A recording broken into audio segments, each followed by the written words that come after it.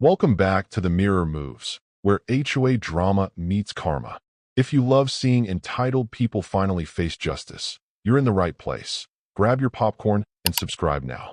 You know that strange moment when your entire life feels like a movie? That was me, standing behind my garage door on a quiet Sunday morning, completely unaware that HOA Karen, yes, the Karen, was about to cross a line so absurd, even I couldn't have scripted it. She wasn't knocking. She wasn't calling. She wasn't warning anyone. Nope. She was unlocking my front door, like she owned the place. It started as one of those rare, peaceful mornings. My daughter was upstairs painting, coffee was brewing, and for once, the street outside was calm. But if you live in an HOA-controlled neighborhood, you know calm never lasts long, not when Karen lives 3 doors down. For months, she had been escalating.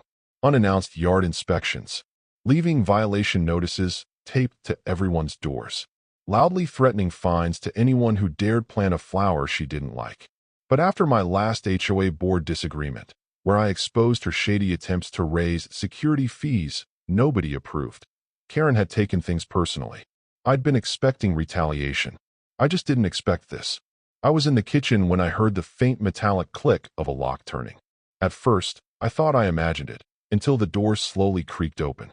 And there she was, Karen, clipboard in one hand, HOA badge around her neck like she worked for the FBI, stepping inside my house like she owned it.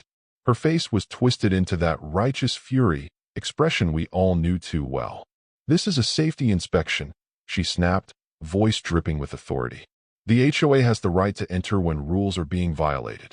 My heart was pounding, not from fear, but from something closer to anticipation.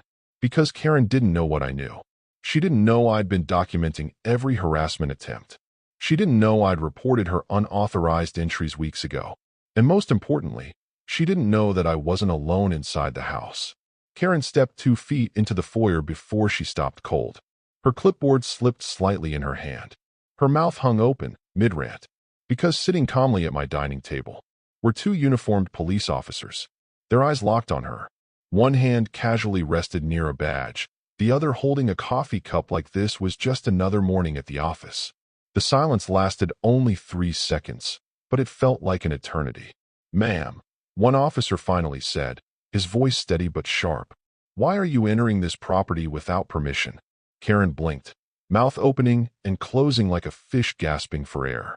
Then, predictably, she lied. This isn't what it looks like," she stammered. "Hey, he stole something from me. I was just checking." The tension in the room was electric. I didn't say a word yet. I wanted her to dig her own grave just a little deeper. Karen's face turned red. The officers exchanged a glance. And as one slowly reached for his notepad, I finally leaned against the wall, arms crossed, and asked calmly, "Karen, want to explain why my Ring camera caught you using a key that doesn't belong to you?"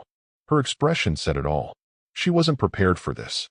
The second the officers addressed her, Karen's usual HOA confidence started crumbling.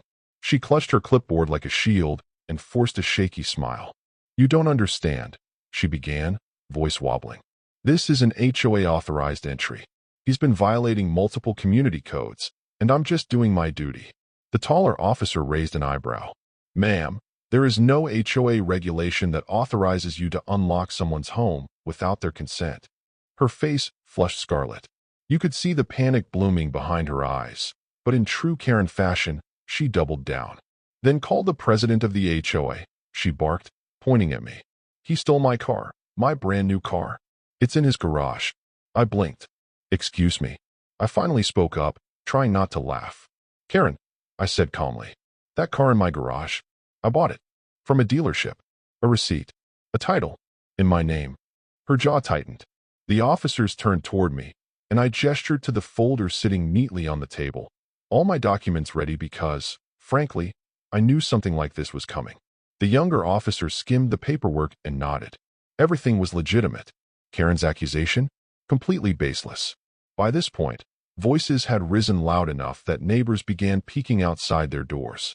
Word spreads fast when Karen's involved, and within minutes, people started gathering at the edge of my driveway. Some whispered, some smirked knowingly, and one neighbor, Frank, had his phone out, recording everything. Karen noticed the small crowd forming and panicked even harder. "He's dangerous," she shrieked. "You're all at risk. The HOA has rights."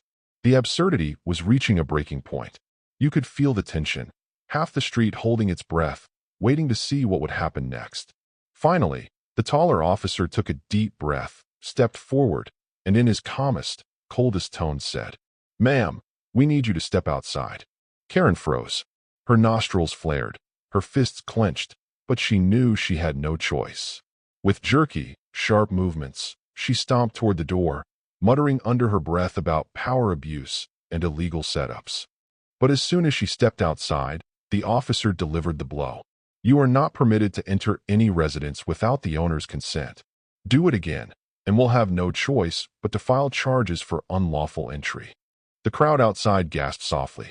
Karen's face went pale, but of course, instead of apologizing, she spun on her heel and shouted, "This isn't over." The police handed me a copy of the incident report, reassured me they'd stay in the area for a while, and left. I thought this would calm things down, but I underestimated Karen, because the very next morning, an emergency HOA meeting was called. And when I showed up, Karen was already there, backed by 3 board members, plotting her revenge. The next morning, my phone buzzed with a notification. Emergency HOA board meeting at 10 a.m. I almost laughed out loud. Of course, Karen wasn't done. She never was. When I arrived at the community center, the room was packed. Neighbors sat shoulder to shoulder, murmuring under their breath, phones ready, waiting for drama. At the front of the room sat Karen, clipboard in hand, chin high, flanked by 3 board members she'd clearly convinced to side with her. She looked confident, almost smug, like she had spent all night crafting the perfect trap. The moment the meeting began, Karen exploded. "This man," she screeched, pointing directly at me, "illegally purchased stolen property, my property." And when I confronted him, he called the cops on me. Gasps rippled across the room. I didn't say a word. "Not yet," she went on, spinning a web of wild lies. I had broken HOA safety codes. I had harassed her personally. And somehow, I had coerced police into siding with me. It was Karen's full theatrical performance. Tears, trembling hands, shaky sighs for effect. A few neighbors looked uneasy. Others looked amused. And then there was Frank, standing in the back, phone in hand, filming everything. I stood when the president finally gave me the floor. No shouting, no theatrics, just facts. I pulled out a small folder, slid it onto the table, and said, "These are the documents proving I bought the car, legally, from a dealership. Title, registration, full payment receipt. Karen's claims are baseless." The board members leaned in, scanning the papers. One of them glanced up, brows furrowed. "These are legitimate." A low wave of murmurs rolled through the room. Karen wasn't done. "He's lying," she screamed, slamming her clipboard on the table. "The police are covering for him. This is all a setup." That's when Frank, calm as ever, stepped forward. "Actually," he said, holding up his phone, "I think everyone should see this." He tapped the screen and played the recording from yesterday. The crowd watched as Karen unlocked my front door, barged inside, and screamed about stolen property, only to be confronted by 2 uniformed police officers already waiting. Her shrill voice on camera was unmistakable. "That's my car." Then came the officer's clear reply. "Ma'am, that's impossible. We verified ownership. You need to leave." The room erupted. Gasps, whispers, and finally, laughter. Karen's face turned crimson. She stammered, waving her hands wildly. "That video's fake. He edited it. He hacked Frank's phone." But no one was buying it anymore. Even the board members who had been sitting with her started shifting uncomfortably in their seats.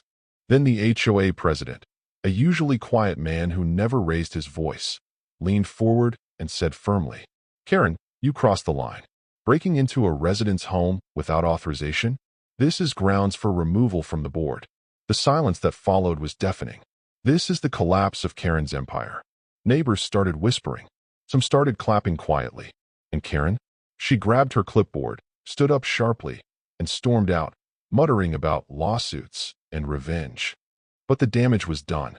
Within a week, Karen was formally stripped of her HOA authority. A restraining order barred her from approaching my property. and the board initiated an investigation into her misuse of power. The neighborhood finally exhaled. 2 weeks later, I came home to find my garage quiet, my street calm, and my neighbors smiling instead of whispering. No more fines taped to doors. No more random HOA inspections. And the cherry on top? Frank, absolute legend that he is, printed a single frame from his video of Karen being confronted by police, framed it, and handed it to me with a wink. "For the trophy wall," he said. And that's how Karen unlocked the wrong door and opened the one that ended her entire HOA reign. Thank you for watching, and see you in the next episode.